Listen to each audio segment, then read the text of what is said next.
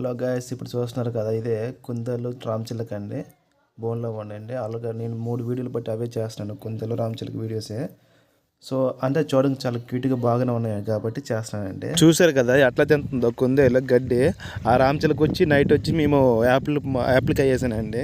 ఆ యాపిల్ పండు అట్లా తినుకొని కొరుకుని నైట్ మొత్తం అట్లా ఉన్నది. కుందేలు వచ్చి గడ్డి వేసినండి. గడ్డి కూడా తినుకుని అలాగ ఉన్నాయి. ఈ రెండు కూడా చాలా క్లోజ్గా మూవ్ అవుతున్నాయండి, ఫ్రెండ్స్గా. ఒకదాని ఒకటి పోటీ పడకుండా చాలా బాగా క్యూట్గా రన్ అవుతున్నాయండి. ఇంకో విషయం చెప్పాలండి, అదేంటంటే నైట్ రామచిలకలు మొత్తం అంటే ఒక 3-4 రామచిలకలు వచ్చి గూటి కడికి వచ్చేయండి. ఈ రామచిలక కడిగి నేను పెట్టాను కదా, ఈ రామచిలక కడిగి మొత్తం 3-4 వచ్చాయి.